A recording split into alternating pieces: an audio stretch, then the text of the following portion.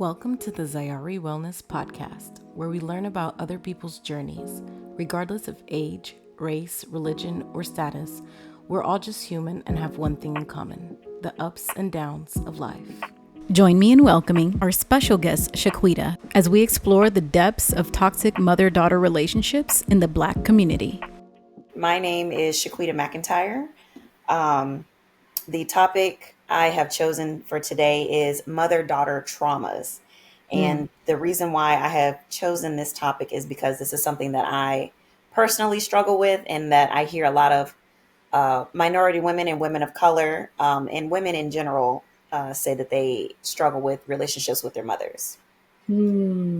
Such a sensitive topic. And one, I want to definitely commend you for being brave and wanting to talk about this, or even having the courage to talk about this in a public space, because we all know how we were raised, happens in the house, stays in the house. And Don't tell nobody outside of in my house, my business. Yes. So what kind of sparked that? I know I reached out to you and I was like, hey, is there a topic you want to do? But why this particular one? Why put your vulnerability really out there for people to know?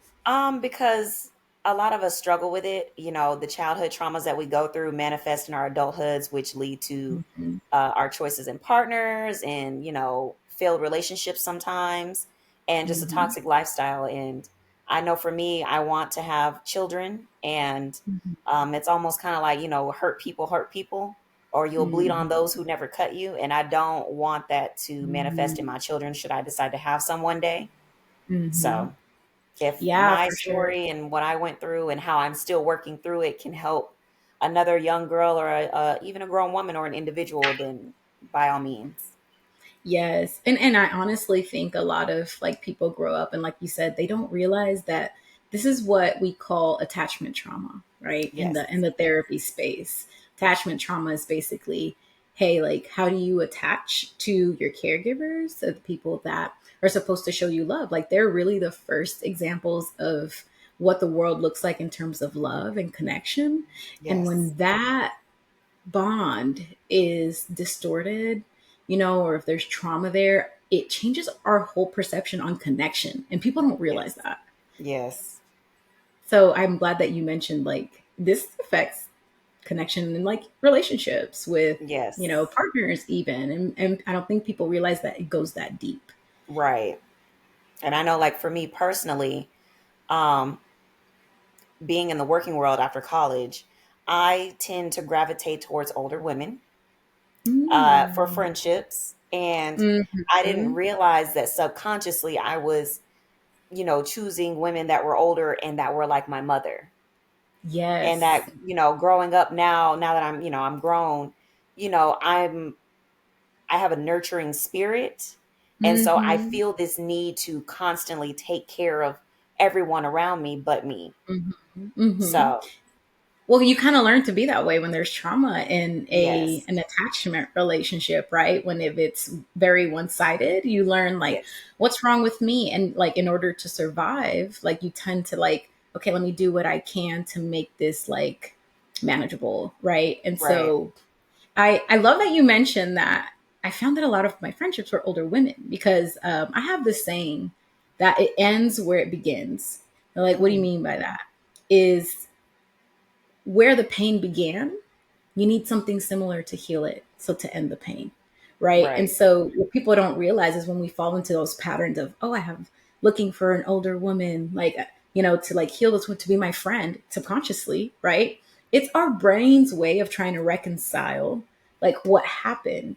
That's something that we do without even knowing it, Right. and that's what's crazy to me is I find finding patterns in your own life is very important because we don't realize it. What made you No. realize or question that pattern, I guess, in the first place? It was when I decided to enter therapy. Mm. I would notice I used to be a correctional officer, so most of the women that I hung around were of older age. So I would Mm. look to them for guidance and advice and for, that motherly figure. And so, but then, I would get upset with them when they would treat me like a child, and I'm like, hey, you're just a Mhm. coworker, I'm grown, you can't treat Mhm. me like this. And so it's like, well, I've already set the parameters in place Yeah. for you to scold me like a child, because I've set that dynamic up. Yeah. So Hold on, hold on. Are you taking accountability? Wait a second. yes, yes, I am. That's a very strong word. It It's very is. strong to some people.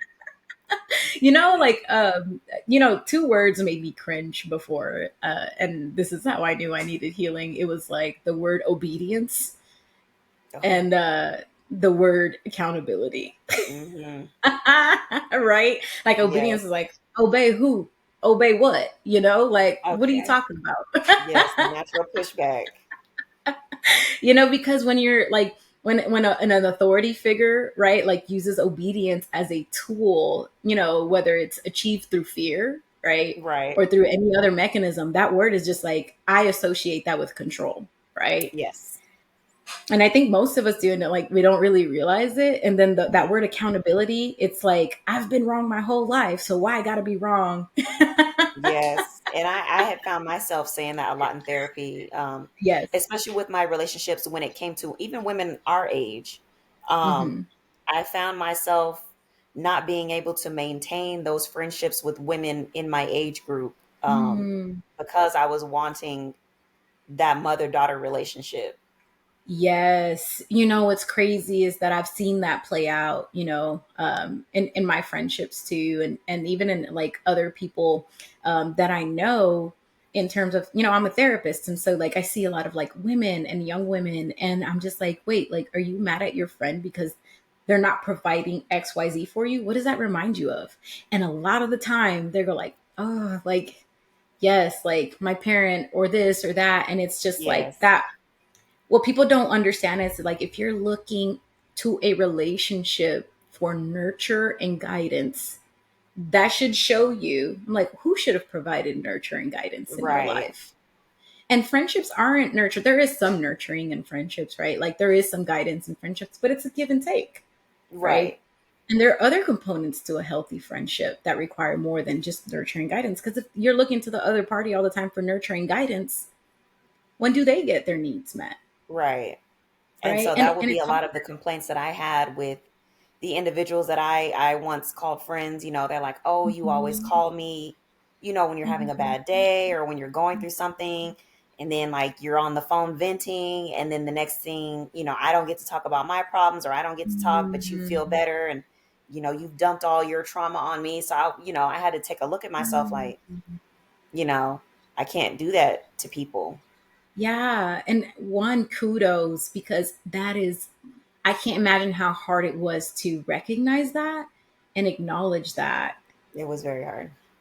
Yeah, and a lot of people don't even get to that place, Hmm. because they want to stay in that role of like, well, I have these real needs, not realizing that that is a part of you that's unhealed because of something Hmm. that is way deeper than anybody could ever provide you. Any one Yes. person cannot provide you that. Right.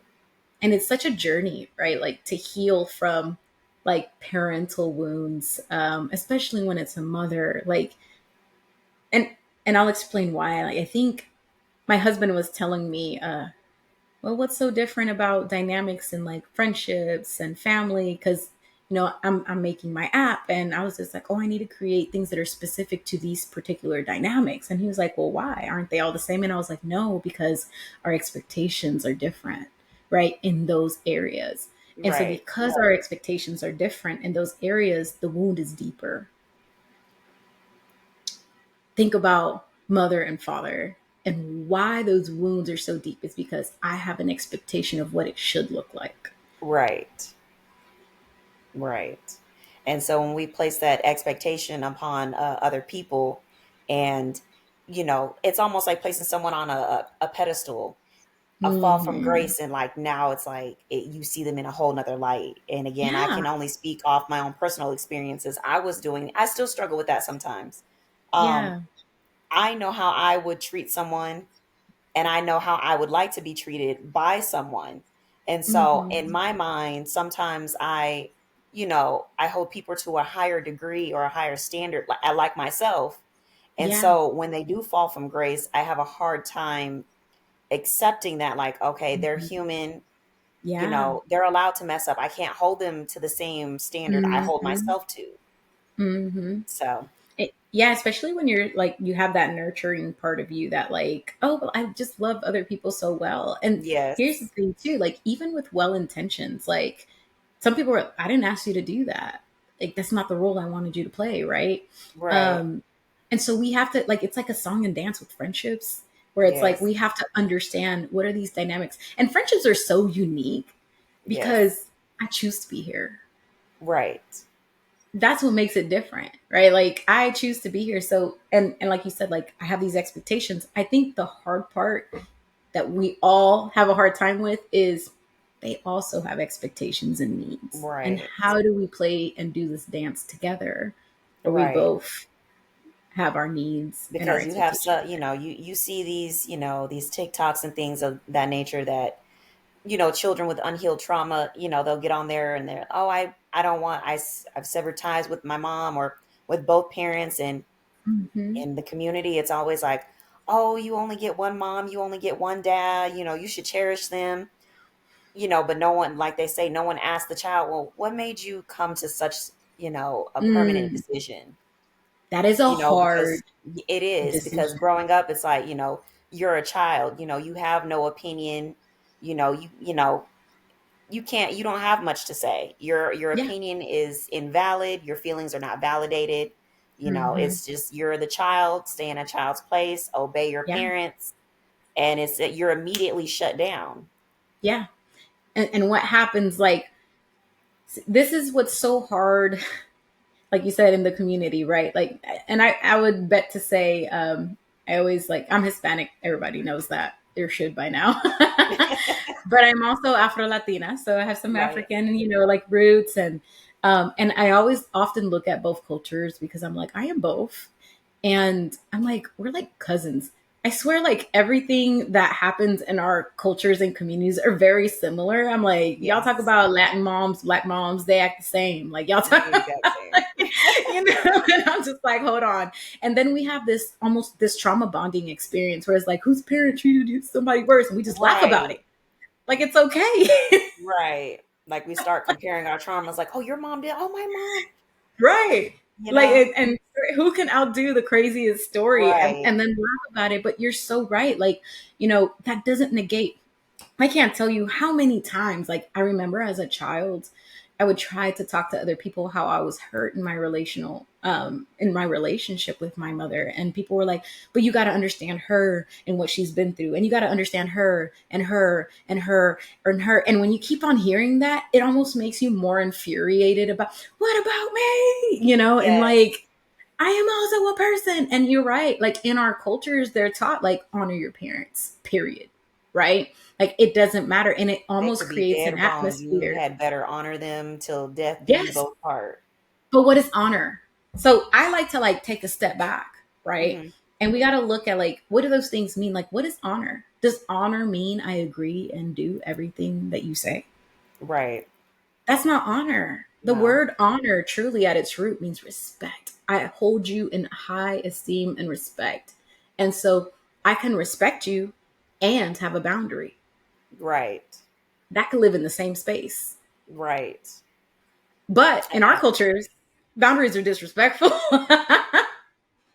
What do you yes. mean? Right.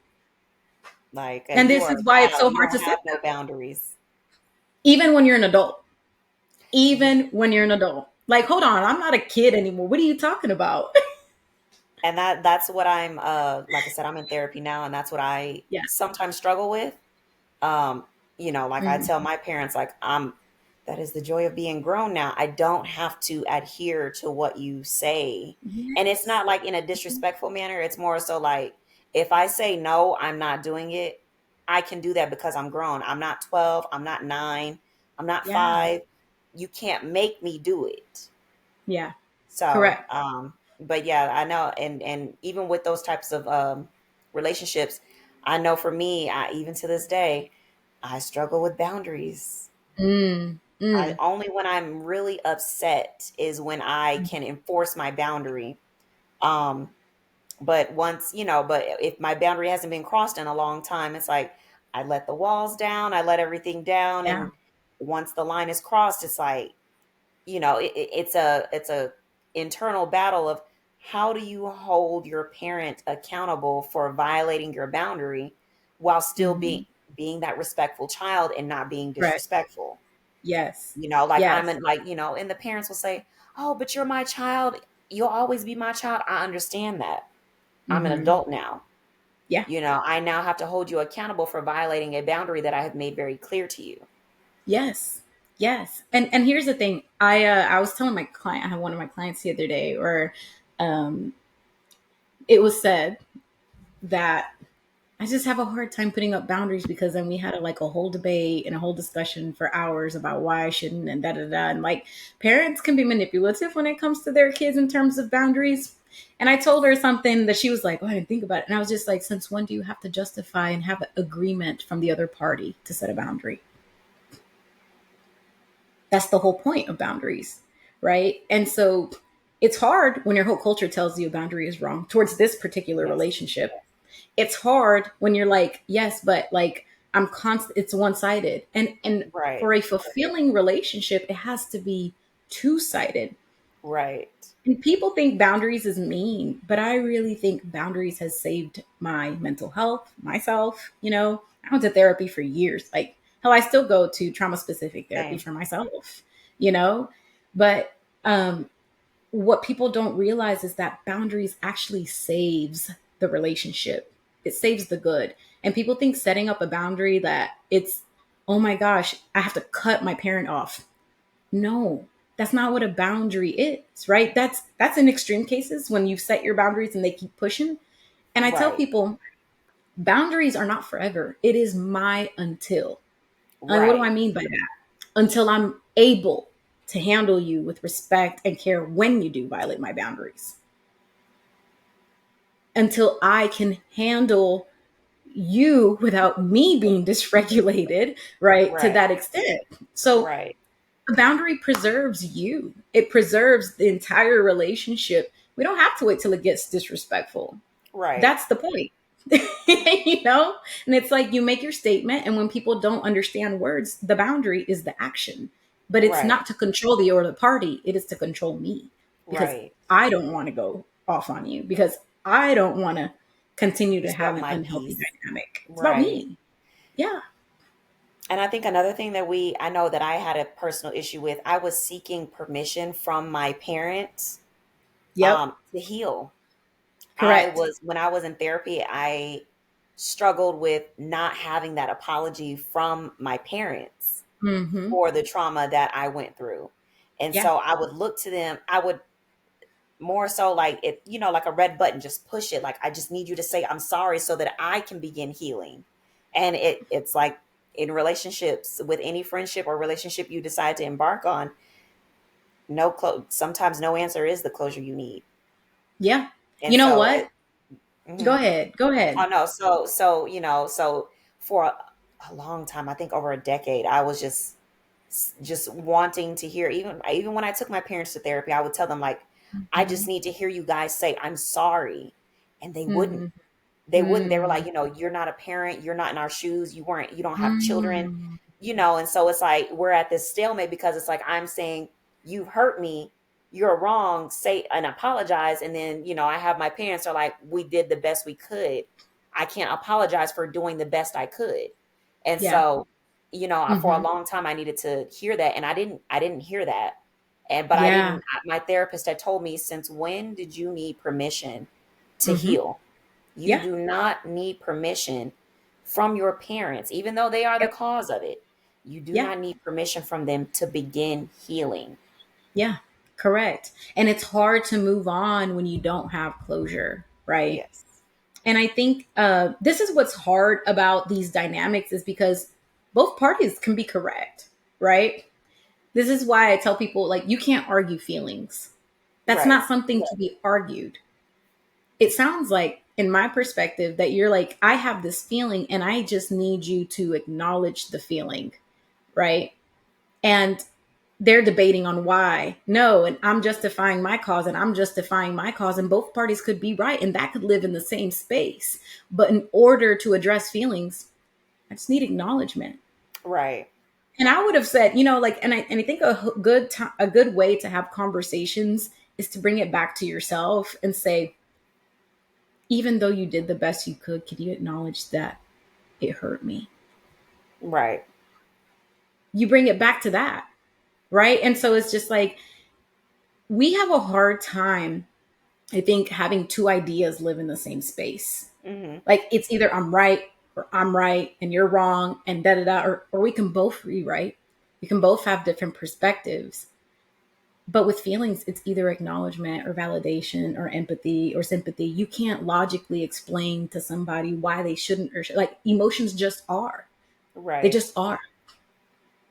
And so that's how we lose a lot of like focus in like healing in relationships, because we try to argue an emotion and that's Mm-hmm. not debatable. Like you bring it back to a behavior. And so I think that one, it's like brave for like you to even like have that type of conversation with your parents, because I can't imagine, and our society and our culture, to sit your parents down and say, you hurt me. The things that you did hurt me. Like, how hard was it for you, like, to even get to that space? It was hard because, growing up, it's, you can't tell your parents they're wrong. And, Mm-hmm. if you do, shame on you. They're your parents. They feed you, they give you clothes, they give you a roof over your head. You should be grateful. And if you do complain, or if you do bring up, like, hey, what you Yeah. put me through was traumatic, it's, oh, you're Mm. ungrateful. And so it's Yeah. like you're scared to speak up, but Mm. for fear of being dismissed or not having your feelings validated. Yeah. And then so when you do take your parents to therapy, like I did, it was more so talking and not listening. And like, Mm-hmm. my therapist had to, stop everyone, and like, Mm. he was like, listen to what your child is saying, hear her, take a Mm-hmm. moment to digest it, process it, Mm-hmm. Mm-hmm. and then let her hear you guys. Mm-hmm. Because he was like, there's some hurt on both sides. Yeah. So it took us a while. Yeah. And why is it that I can't acknowledge pain but also appreciate what you did? Why does me Right. acknowledging pain equate to I'm ungrateful? Right. This is what I mean by those things can live in the same space. I can be grateful that you took care of me and Right. provided for me, but that doesn't mean that you can't possibly hurt me because you're providing for me and giving for me. Right. This is very true. Like we have to do a better job with moving away from extremes. Like I'm like, that's not what I'm saying. One does not Mhm. mean the other. Like, can we just acknowledge this? No, let's not. Those are distractions. I almost feel like one of the one of the things that I do in therapy is have my clients says, like, we all try to justify ourselves all the time, of course, because like we don't want to acknowledge the pain in something, right? Because they're Right. like, yes, this happened, but then da da da da, and I'm like, no, no, no, no, take the but away. Focus on this sentence. My parent hurt me.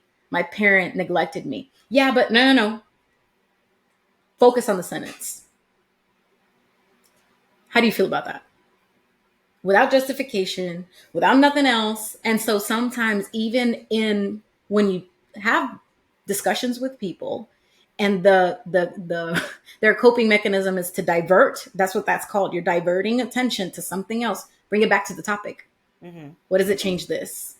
What does it change this? No, I'm telling you this. Can we just not focus on it? Can we just focus on this real quick? Like this right here. Like, and I'm like, it doesn't mean I'm ungrateful. I appreciate you. I accept who you are. I understand that you did the best you could with what you had, but you hurt me. Right. That's so hard. It is. But I like one kudos to you. And so like why mother daughter specifically? You could have, because you said my parents with an S, both of them. Yes.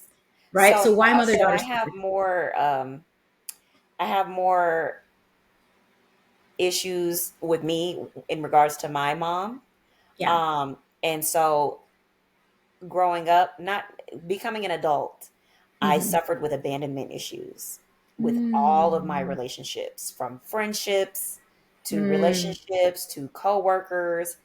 Yeah. I struggled really, really bad with abandonment issues because the very first person that growing up in my mind and in my world is supposed to always welcome you with open arms and be nurturing and love on you, I felt abandoned by. Mm. And But so it manifested as I got older. I would be scared to have new friends. mm. I had the mentality of um, everybody that comes in my life is eventually going to leave. So I had a very strong wall up. Yeah. I used to call my mind, it was my castle, but it also was my prison. And if you think of a Mm. castle, it was fortified brick by brick. I built this castle in my mind. I Yeah. can choose when to let the walls down and when to reinforce them and put them back up. And Mm-hmm. with my mother daughter trauma, I learned that my walls were also becoming my prison. Mm. And so I had to look at myself and really challenge myself to break the norm of what Mm-hmm. I thought of people, Yeah. and it Yeah. all started, with my mom. Yeah. So are you telling me that you can live with a parent and still deal with abandonment wounds? I I can now. I do, like I said, I'm still working through it now. It took me, I know me and my mom, we went through a really, really dark time in our relationship. Um, Mm. really dark. And so I think it took me almost more than a decade to Mm. really get back to a place where I could talk to her, that we could coexist in the same building Yeah. without me losing my marbles. And so, Yeah. I mean, it's not perfect. I work on it. That's why I'm still in therapy now. And, she's also in therapy because she's a Gen Xer. She Yeah. didn't believe in therapy, Mm-hmm. but now she's in Mm-hmm. therapy because she now Mm. acknowledges, like, I may not have been the best mom, and there are some things that I probably did to you and your siblings that, did hurt you, and I didn't realize it. Yeah. But my therapist, she tries to tell me, um, our generations are different. Our parents are different. They say it takes a Mm-hmm. village to raise a child. Mm-hmm. Um, I mean, we don't really have that. We didn't have the village. We didn't have the Right. village. Look, I agree with you 100%. And it can be difficult, especially like going back to what you said about the castle. Like that is something that I had to learn early on in life, is that the same walls that you put up are the same walls that keep people out, that hold the very thing that you need to heal. Yes. Let that sit for a second, because what's on the other side is the love, is the connection that you could very well receive from somebody else, but you're so worried about having the wall and being protected that you're also protecting yourself from the very things that can bring you to the other side of healing. Yes. And Because like people my don't my know. therapist, she, like, there's two versions of me, and my therapist likes to call her little girl Shaquitta and then grown Shaquitta. And Mm-hmm. so I'm just most recently I'm learning, like, whenever I have these episodes of where I get really upset when I feel like I've been failed by, an adult, or by my mom, or by a Mm-hmm. female, I tend to throw these fits. And so Mm-hmm. my therapist will always ask, is that little girl Shaquita or is that grown Shaquita who's upset? And Mm-hmm. of course, it's always little girl Shaquita. And so it's like, well, how can we begin to heal her? Yeah. And so Yeah. that's definitely proving to be a challenge because growing up, I didn't have the mother figure that I wanted, not necessarily wanted, but that I thought that I would have, or Mm-hmm. the idea of what a mother should be to a child. Yeah. And so I'm learning how to parent my inner child. And Yeah. it's definitely a taboo. It's weird because I don't have any children of my own. I want Mm-hmm. some, but it's like I Mm-hmm. don't I don't know how to be a parent to myself, Mm, But, but I had to have that hard conversation with myself. Allow me that grace to do it. I know what's exactly. in my best interest. I know what will be good for us. I know, Hmm. when to protect you, and I know when to, let you be a kid. And Yeah. so me exploring that with my therapist now, it's definitely a struggle. It's weird sometimes, Yeah. but like a parent says, I'm doing the best that I can. Yeah. Absolutely.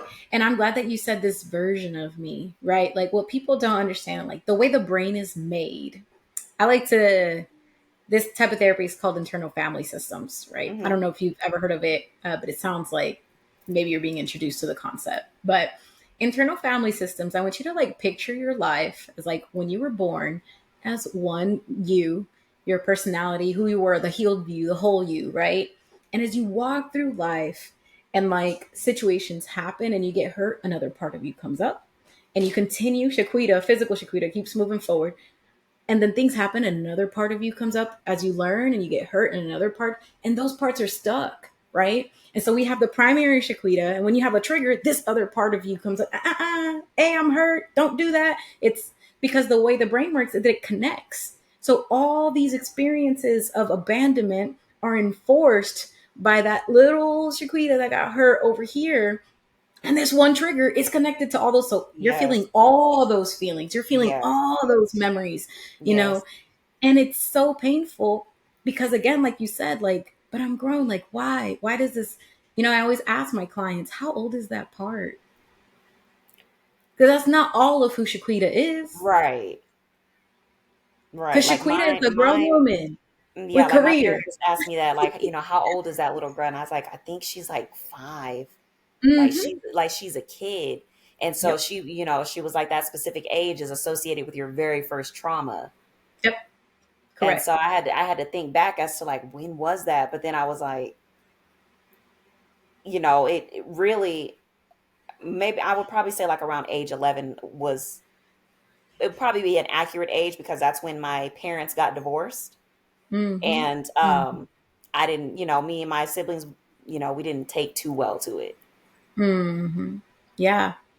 And it's difficult because, like, what do you do when I like to tell people, like, imagine this part as you, and like let's sit for a second. What does that conversation look like?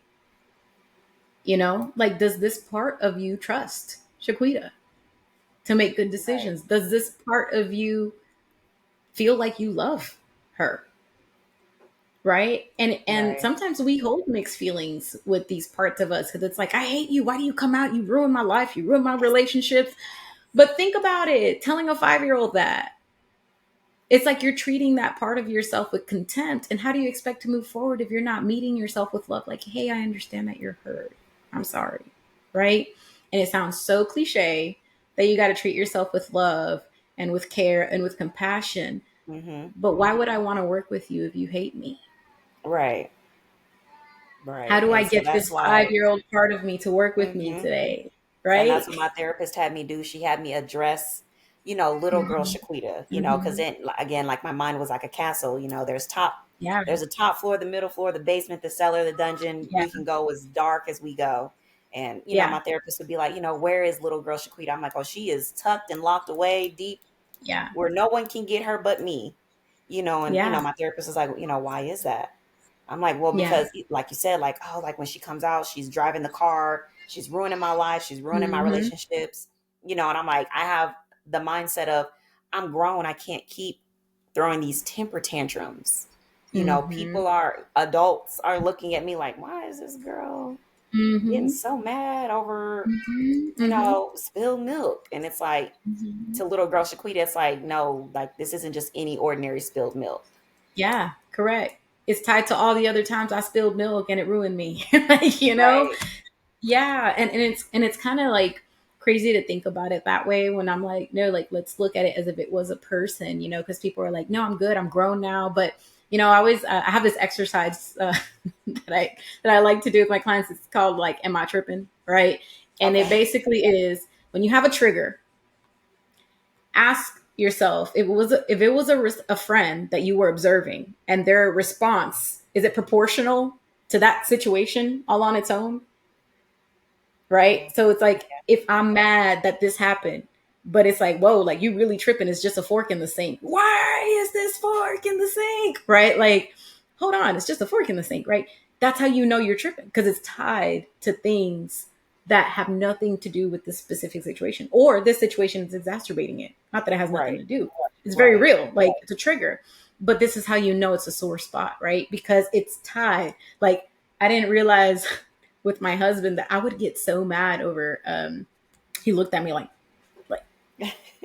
he would do that just because he's playful, right? And Hmm. in my head, it boiled my blood. And I was just like, why are you looking at me like that? Da, da, da, da. Right? Like, we just get into fights. And then I had to take a step back and was like, hold on, like, his intention, and I know his intention wasn't to hurt me or to be disrespectful or to, and then I had to think, I was like, oh, like, certain people in my life looked at me like that in contempt, to look down on me, Hmm. and that's associated with this person. It has nothing to do with my husband, right? When you start like learning to observe yourself from like an outside perspective, right? And that's hard to do because it's you, Hmm. like, right? Right. You start recognizing these patterns and you're like, you know what? Like, you're right. This isn't the grown Shaquitta that has like a whole career and that she is like all of these things except this 5-year old that keeps coming out and ruining my life. Like, Right. you know? And I'm like, that's And not the person who I want to portray. yeah, but you have to meet those parts of you with love and grace. And that's the hardest part, because you see how this part is like causing friction in your life. Yeah. And it's like, okay, I need to treat you. I had this exercise. I tried it myself like a year or so, a few years ago. And the part of me that was ruining my life was like 8 years old, right? And then when I was like trying to have a conversation with this part, it's like this part didn't trust me. She's like, you ignore me all the time anyways. Mm. And I'm like, dang. And then I had to like be intentional about like checking in with that part every time like I had that Yes. trigger, right? And it's just like, hey, Yes. like, okay, what about this is hurting you? Okay, what do I need to do? And this is why I say boundaries are so important, because you know what that part asked me to do? What? Don't be around this ex person anymore right now. That Mm. person is hurting me. And I had to respect that part. And I had to Mhm. honor that part. And I said, you know what? I will protect you. You are right. And it wasn't a forever thing. That Right. part just wanted to be acknowledged. Ask me if I've had any crazy disproportional triggers since then. Have you? No. Like, I had to acknowledge that part. And when it happened, like, hey, like, oh, okay, what do you need from me? All right. And And honor that's what I'm working yourself. on. It's That's so exactly what hard I'm to working do on. though. It is, because because like the little girl Shaquita. Sometimes I picked up habits from both of my parents. So like my dad was the Mhm. one that, baby is sad, buy her a new toy, take her shopping, and Mhm. so little girl Shaquita, like whenever she's in tantrum mode, it's like, okay, let me get on Sheen, let me go to Yeah. Ross, let me go to Yep. Walmart, let me go buy Yeah. things to like distract Make you you. And feel it's like, better. right. And it's like, no, I Yeah. need to sit her down. What is it that you need from me? Yeah. Yeah. And sometimes it's like a hug, sometimes it's, oh, I need to watch like a kid's movie or something. I need to escape. So Yeah. it could be something as simple as, or a nap, you know? Yeah. Yeah. This part of me is tired. I need to honor. They talk about honor that is like just like honor your parents, but like in order for us to heal, we need to honor ourselves. Mm-hmm. Am I respecting myself and all of my parts? Right. Right? Not just this one part, not just and that's hard to do because it's not, people think there's like an infinite, like this is like for sure, this is how it has to be forever. And it's like, no, this is what I need in this season. This is what I need Right. right now. Right. And it's not forever. Like, we do end up healing and growing, but why would you not put yourself in an environment where that part of you can heal? Why continue to expose yourself to people and things and places when it's like, I'm trying to heal, but you're constantly getting the scissors and like Right. cutting Reopening that up the part one. Yes. over? Yes. And this is why I'm like, damn, that's all that part wanted from me was, can you acknowledge that this hurts me? Mm-hmm. Can you set up this boundary for now? Yeah. And then I lifted the boundary and I'm good. Like, that's what's wild. And so, can you give a little bit of like what has helped you connect with the idea that I'm like, do you have a relationship with your mom now? I think that that is like a better question so that we can address that with the audience. I do, but it is still strained. Mm-hmm. Um, I had a therapy appointment last week, Mm-hmm. and the conflict was, do I really want a relationship with my mom? There you go. Because grown Shaquitta was like, let's look at it from, the factual point. Mm-hmm. She's not there for you when you're sick, but she's there Mm-hmm. for other people. Mm-hmm. Whenever you've needed help monetarily, she's never been able to help you, but she helps other people. Mm-hmm. So, but little girl Shaquita is like, I just want my mommy. I just Mm-hmm. want my mommy. She's just Yep. screaming out like, I just want my mommy. And it's like, Mm-hmm.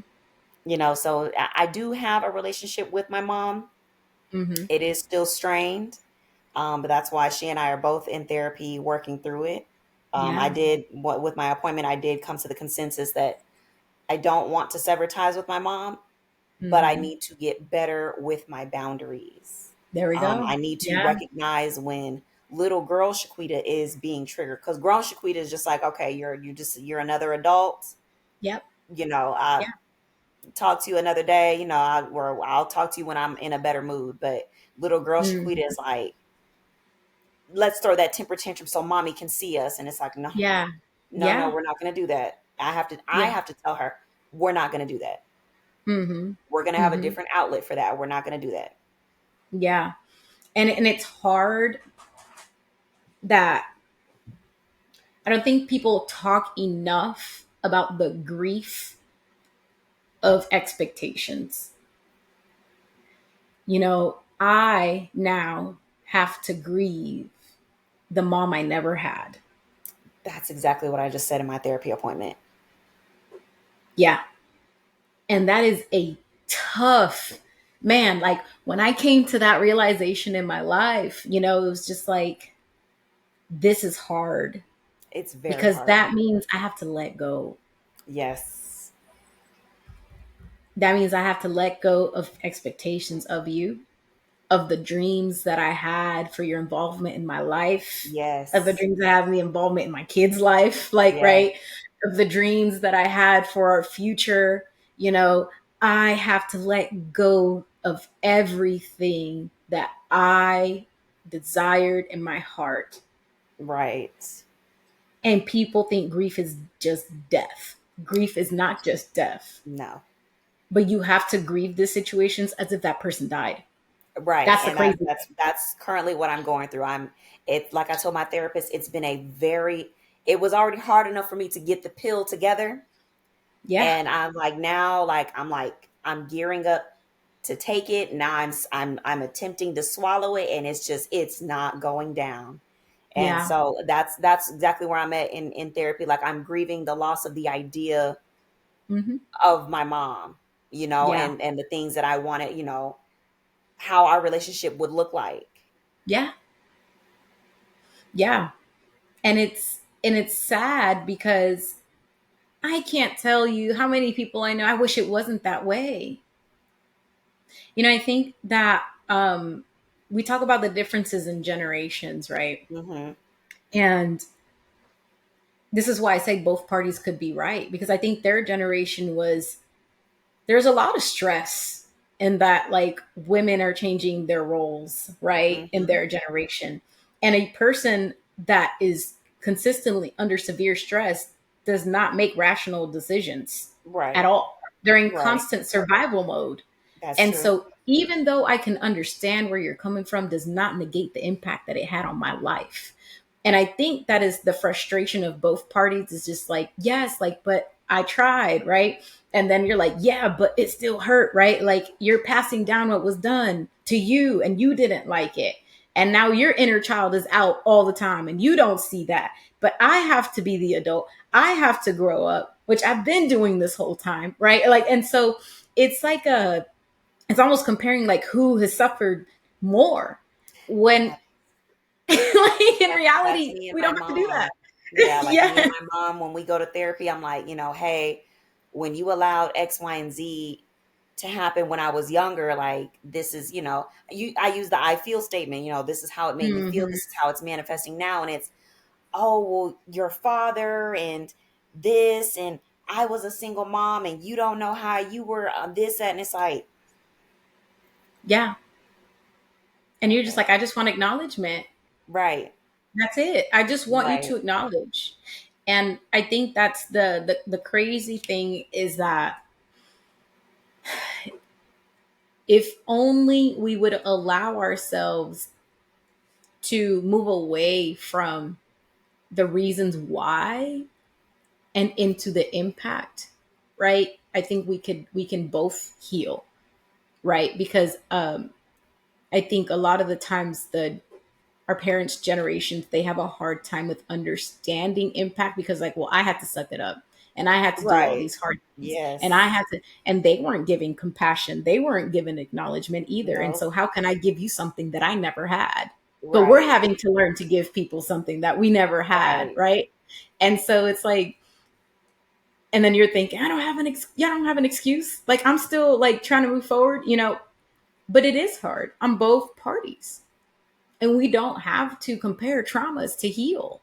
right, Both people could hurt and live in the same space. Like we could both be hurt. And it's just difficult with I see this a lot in the dynamics of like in the black and Latin community. It's almost like mothers and daughters are in competition with each other. yes.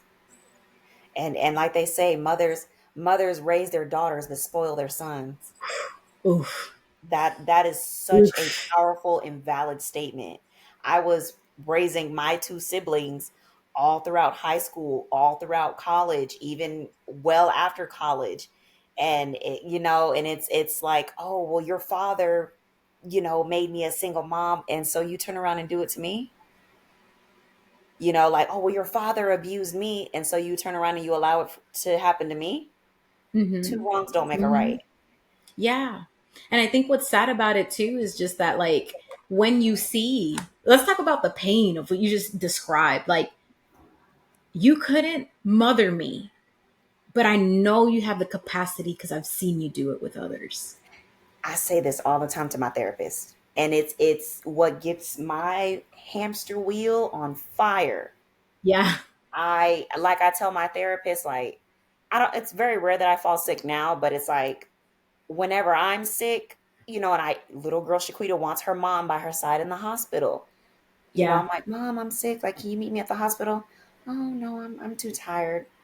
But Mm-hmm. my stepbrother who has a car accident, it's stop the presses. We need to convene at the hospital, or her husband, like, oh, my husband is having a colonoscopy. Everybody meet at the hospital. Mm-hmm. And it's like, I see that you have the capacity to show up for other people. I Yeah. know that you can do it for me. I know it. I Yes. feel it. You choose not to. And that Yeah. goes back to that pill that I'm trying to swallow. I'm grieving this loss because it's like, you're not the picture perfect person that I see. Yeah. You're never going to be able to give me what I'm asking for. So Yeah. I now have to step up to the plate and be a mom and do it for myself. Yeah. And that is difficult to deal with and it's difficult to reconcile. You Yes. know, I also thought about man, like learning how the brain works has really fascinated me because I'm like, damn, like now I think I wonder if every time your mom looks at you, she is reminded of all of her failures. Mhm. I think more so of my dad. Mm-hmm. The apple, you might as well say the apple never fell from the tree. I am my father's child. I look Yes. just like him. At Yes. times, I can have a short temper like him. Mm-hmm. But I can also be the greatest asset you ever have. I can be Yeah. your number one cheerleader in your life. I can be everything. But I Yeah. think it's just sometimes. even now going to therapy, I think that sometimes I think the reason why my mom subjected me to a lot of trauma was because of my dad. Mm-hmm. I look just like him. I operate just like Mm-hmm. him. And Mm-hmm. how can another grown adult get back at a parent through the child? Mm-hmm. And it's sad, and it's so sad because you get caught in the crossfire. But that is the crazy thing about the brain and memories and triggers. It's like every time I look at you, I'm reminded of the person who abandoned me. Every time I look at you, I'm reminded of the person who caused me hurt. I mean, you've said it in the conversations, right? And it's like, it seems like a lot of the conversation is surrounded by, well, your dad and your dad, and it's like you are a reminder of all the things that have hurt her. Right. And that is crazy because you have no control of that. You don't have, any type, there's nothing, in other words, there's literally nothing you can do but accept your reality Right. until she works and heals that in her life. Yes. And so sometimes we feel stuck, right? Like as the children wanting this healing, because in our heads we're like grieving this reality, this picture perfect idea that we have. It should look like this. That's the fallacy of shoulds. Like, because, and if it doesn't look like this, I can't move forward. And really we're like setting Yes. ourselves up for failure, Yes. because you're literally holding the key to your freedom and handing it to the other person in hopes that they will open the door for you. Yes. Oh man, that was so powerful. I can't control you. I can't control your healing process. And although it affects me, you know, I have to learn how to move forward. What has worked for you in terms of, like you said, I've just come to that like realization that I got to grieve this. Like, what has worked for you up until this point of like working through this process? Um, Kind of like being a cut you off at the knees type person. Um, Mm, Being an adult, I am very much aware now. Access to me is a privilege, not a right, and that goes for yes. anybody, to include your parents. And so Yes. it's like, you know, what has helped me so far is I don't have to allow you to have access to me. Mm-hmm. Even though you are my mother, or you are my father, I don't have to allow Mm-hmm. you guys to have access to me. Yeah. Especially if you are the root cause of my pain and my hurt, and I Mm-hmm. keep going back to you and I keep getting hurt or disappointed or things of that nature, I don't have to keep allowing you back. Yes. And it's almost an automatic because your whole culture and your whole upbringing has been, no, you have to be here Yes. for these people. You have to Yes. honor these people. You have to.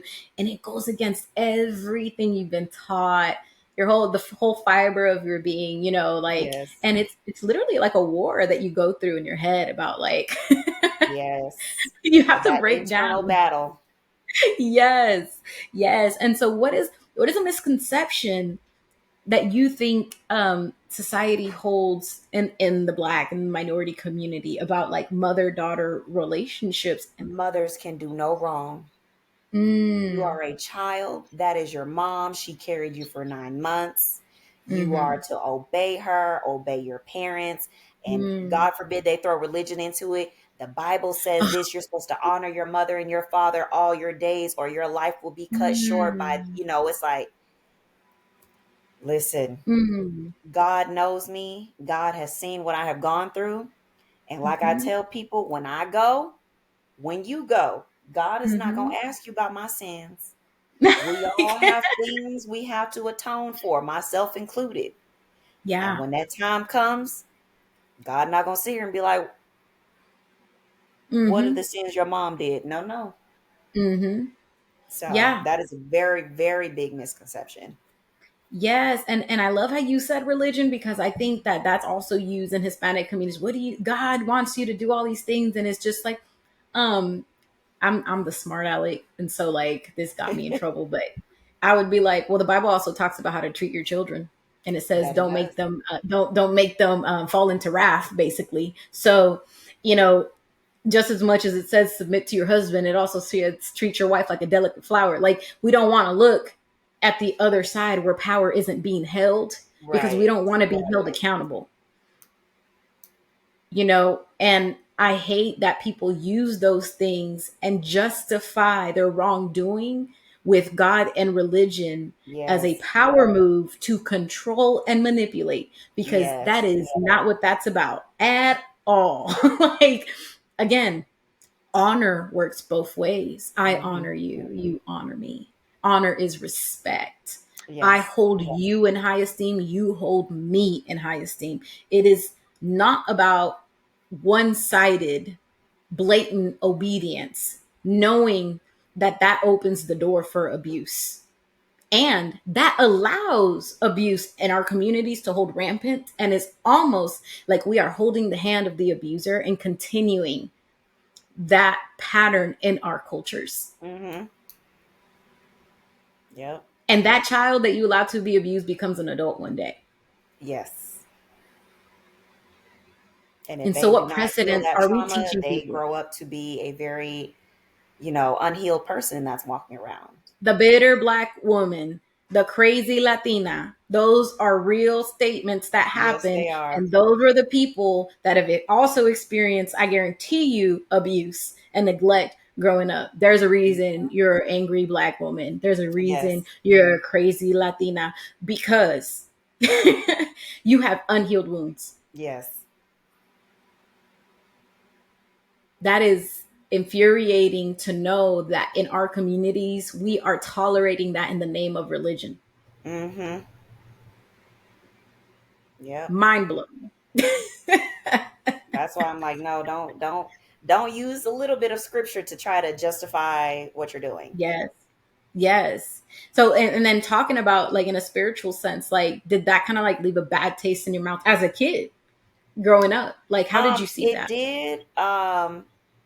It did, because it's like I always had the constant worry of like, oh, like when I have these fits with my mom, or when we're getting into fights, like, what's gonna happen to me when I get older? Like, is my life gonna be Mm, cut by 25 years? Am I gonna die at the age of mm, 25? Like, is God not gonna be pleased with me? Like what mm-hmm, happens? And so it mm-hmm. was like, I would have to swallow that and be like, okay, my mom's right, even though she wasn't right. I'd have to be Yeah. like, okay, I have to listen to what they say. Like, in order Yep. for me to get into the kingdom of heaven, Yep. I have to allow this abuse to happen to me. I have to, Mm-hmm. I can't tell my mom she's wrong. None of that. All in the name of God. Wild. Wild. I'm like, that doesn't sound loving to me. That That's doesn't why sound, yeah, you that does know? not sound like, no, that does not sound like what God wants for us. But you'll have people in the community, and they're like, oh, well, in Old Testament it says this, you're supposed to honor, oh, well, in the Bible they were killing their kids. Well, today now that's a crime. Sorry. Right. That's a crime. Like, that's not what we're, and the thing is that really what we want? Do we want to open the door for abuse? Do we want people to follow God because of fear? Is that Right. our goal? Right. That I'm going to To manipulate weaponize the you? Bible. Correct. And then wonder why so many people, so many millennials and people in the generation are like, I want nothing to do with that. And little do they know that they're the ones that are tainting, the religion and the image of God when they're asking people to allow abuse to be rampant in their lives, Yep. all in the sake of religion. And that is like really saddening for me to understand that as a reality in our cultures, because it is used a lot. You need Yes, it to is. obey and honor your husband, but he's beating my ass. Like, what do you mean? But Right. you need to swallow that pill. You need to obey your parents. They're leaving bruises all over my body. They're manipulating me. They're causing me to have self esteem. Like, because, Right. you know what I'm saying? Like, Hmm. what do you, we should not tolerate and allow that in our communities any longer in the name of God. Like, No, that is not okay. it's creating unhealthy wounds, unhealthy Yes. relationships. And Yeah. it's definitely like a wound. If you keep picking at it, it'll never heal. Yeah. So, one, I want to say thank you so much for like being open about like your experience and your journey and Of like the course. level of vulnerability that you've experienced or shown here. What is one thing that you can have our audience take away from today? Um, Healing is not linear.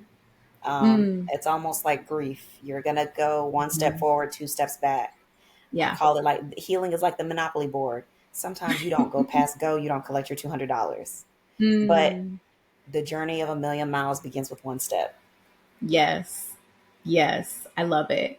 Well, thank you so much, Shaquitta. Like, I loved having you here in this space, and, Of course. Thank best you. of luck for everything and in your healing journey. Thank you. Thank you so much. And you too. If you like this episode, follow us for more mental health education and humor. Don't just learn about mental health, apply it by playing the game of your life. Create your free account for exclusive access to communities and a wealth of resources.